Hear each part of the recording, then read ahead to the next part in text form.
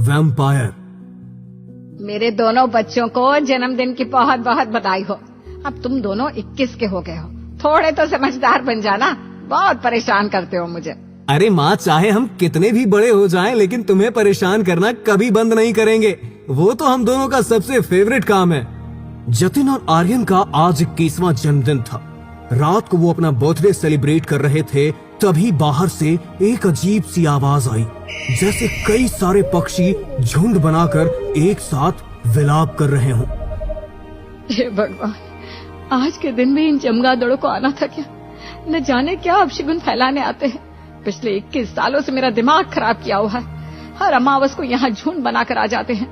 लाओ मुझे एक डंडा दो, अभी भगा कर आता हूँ। मेरे भाई, वो चमगादड़ हैं, कोई चिड़िया नहीं है जो डंडा देकर भाग जाएंगे। छोड़ो उन्हें, मुझे तो बहुत नींद आ रही है। मैं तो अपने कमरे में सोने जा रहा हूँ। हाँ, मैं भी चल रहा हूँ। कमरे की खिड़की देख लेना जरा, कहीं कुंडी खुली हो और ये चमगादड़ कमरे के अंदर आ जाए। ठीक है माँ, गुड नाइट। सब अपने अपने कमरे में जाकर सो गए, लेकिन पूरी रात चमगादड़ों का वो झुंड उनके घर के ऊपर मंडराता रहा। गांव का एक आदमी हरीश अपने साइकिल पर वहां से गुजर रहा था, तभी उसका ध्यान भी उन चमगादड़ों के झुंड पर पड़ा। ए भगवान, पता नहीं इस घर में रहने वाले इंसान है या राक्षस। हर अमावस को इनके घर के ऊपर चमगादड़ों का झुंड मंडराता रहता है। यहाँ से तो गुजरने से भी डर लगता है।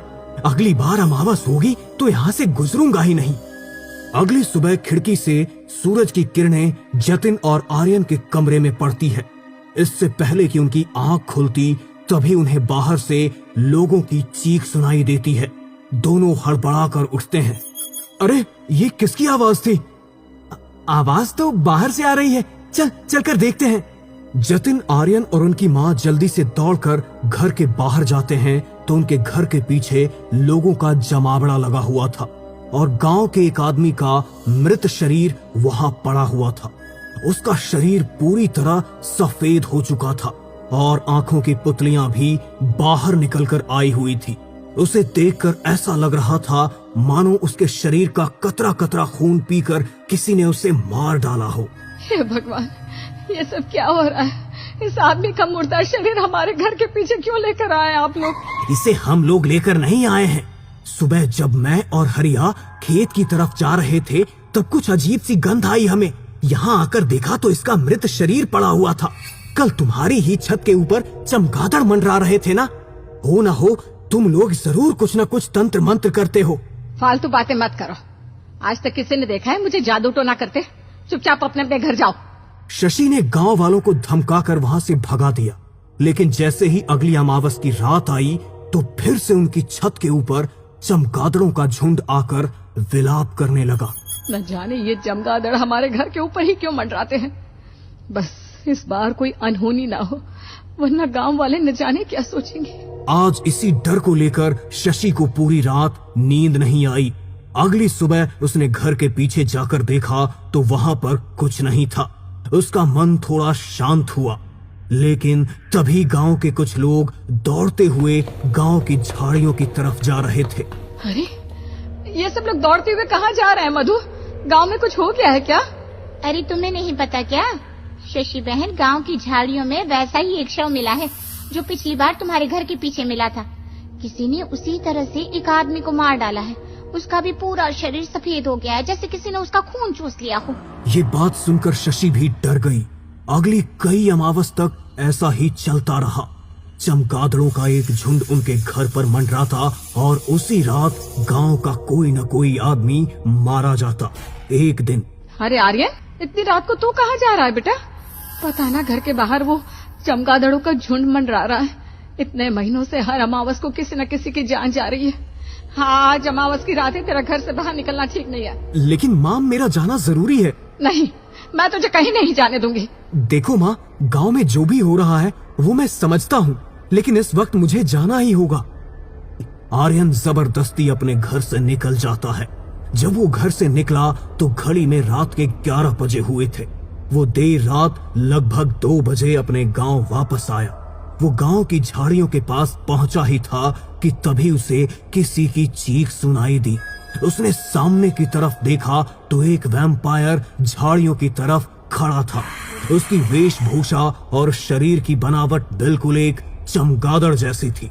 उसे देखकर आर्यन की आंखें फटी की फटी रह गई। वो बुरी तरह डर गया।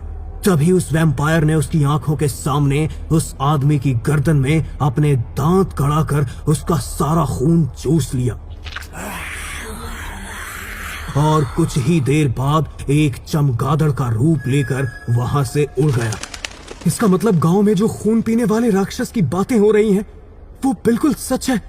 लेकिन ये वैम्पायर अचानक से हमारे गांव में कैसे आने लगे?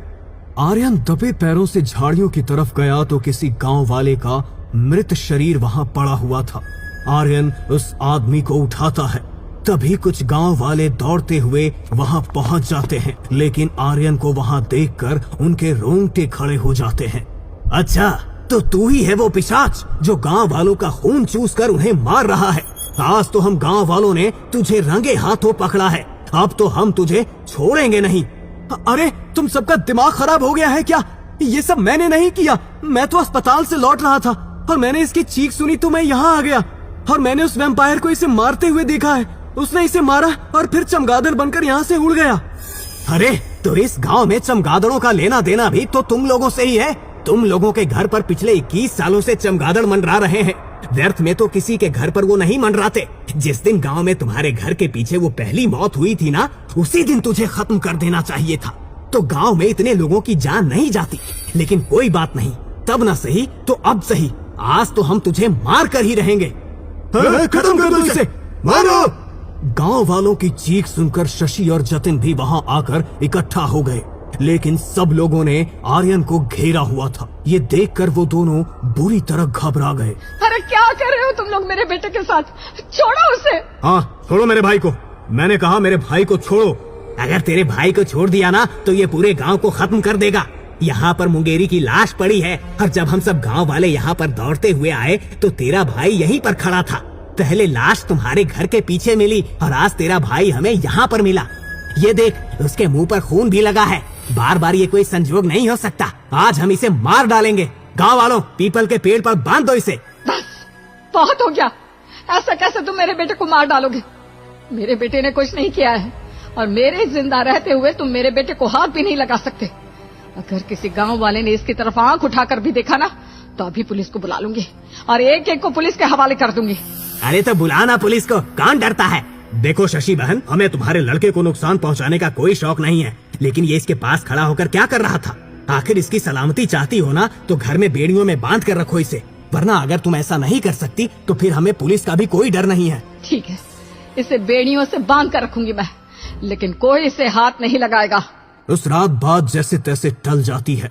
अगली अमावस का दिन आता है तो शशि आर्यन को बेड़ियों से बांध देती है।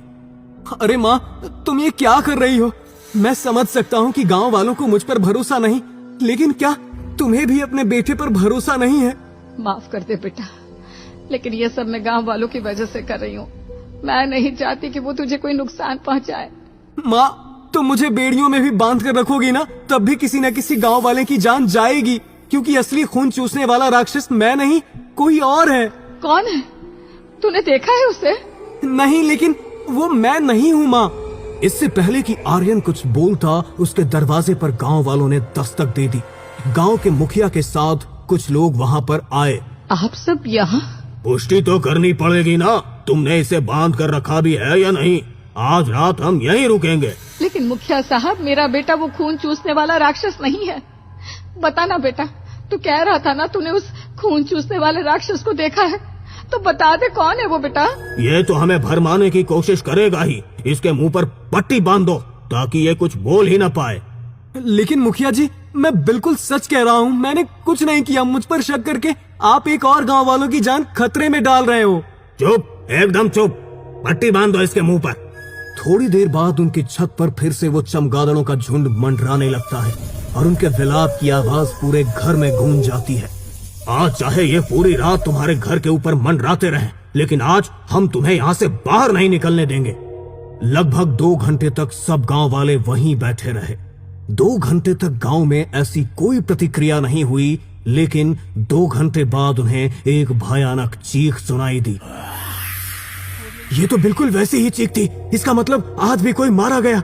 लेकिन अगर ये यहाँ है तो। आर्यन कुछ बोलना चाहता था, इसलिए वो बहुत छटपटा रहा था। खोलो इसे।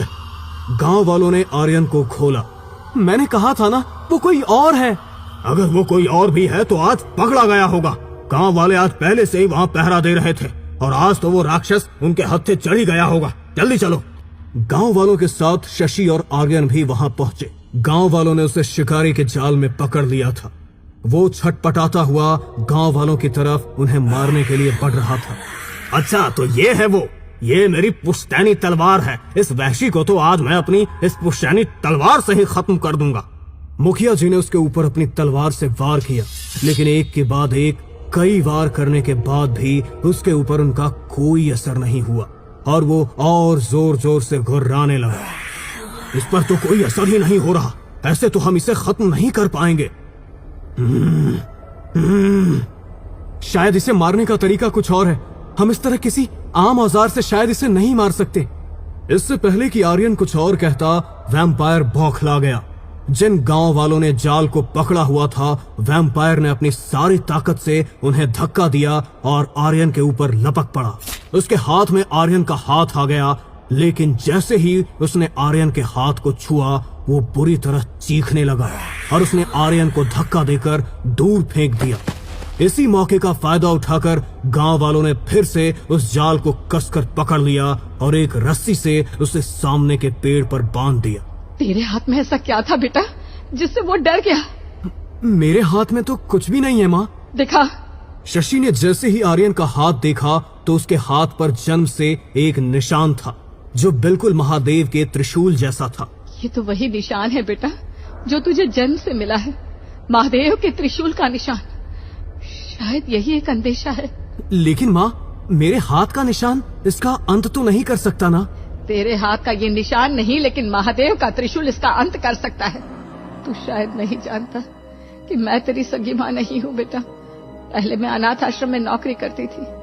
जब तू 1 दिन का था तो कोई तुझे वहाँ छोड़कर चला गया था और तेरे साथ एक झोला भी था जिसमें तेरे कुछ कपड़े और एक त्रिशूल था। ठीक वैसा ही जैसा निशान तेरे हाथ पर बना है। शायद वो त्रिशूल इसका अंत कर सकता है। मैं अभी वो लेकर आती हूँ। ये सुनकर वो वैम्पायर फिर से छटपटाने लगा। शशि जल्दी से घर गई और आर्यन के बचपन के सामान से वो त्रिशूल लेकर जल्दी से झाड़ियों की तरफ पहुंची। शशि ने आर्यन के हाथ में वो त्रिशूल पकड़ाया और गांव वालों ने रस्सियों से बंधे हुए उस वैम्पायर को कसकर पकड़ लिया। आर्यन ने वो त्रिशूल सीधे उसके सीने में घोंप दिया। तभी वहां उसकी तेज चीख गूंजी।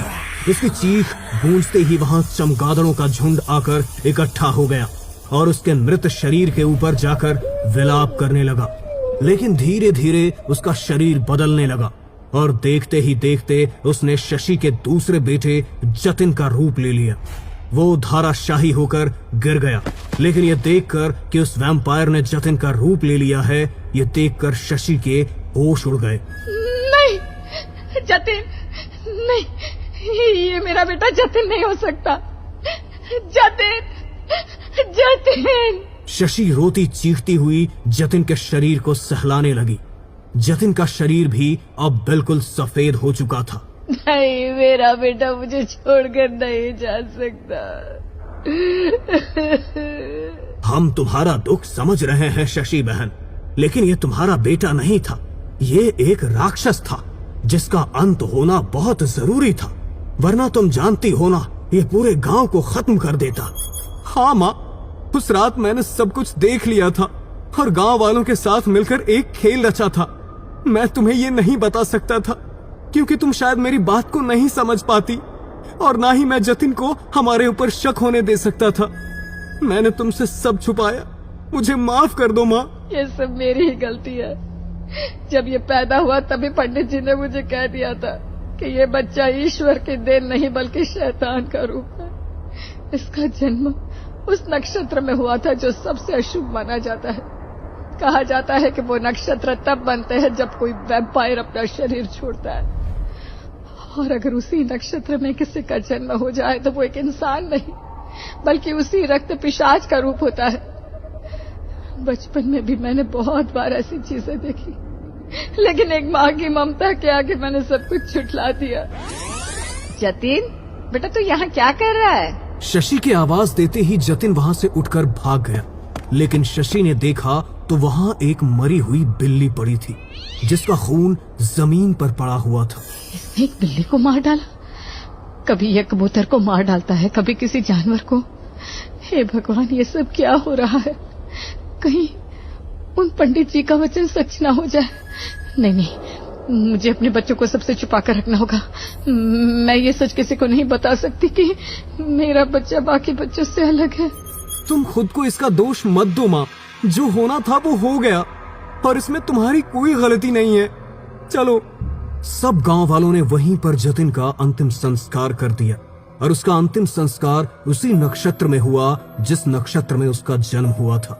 अभी तो गांव के ऊपर से खतरा टल गया है, लेकिन कौन जानता है कि वैम्पायर फिर किसके रूप में जन्म ले ले।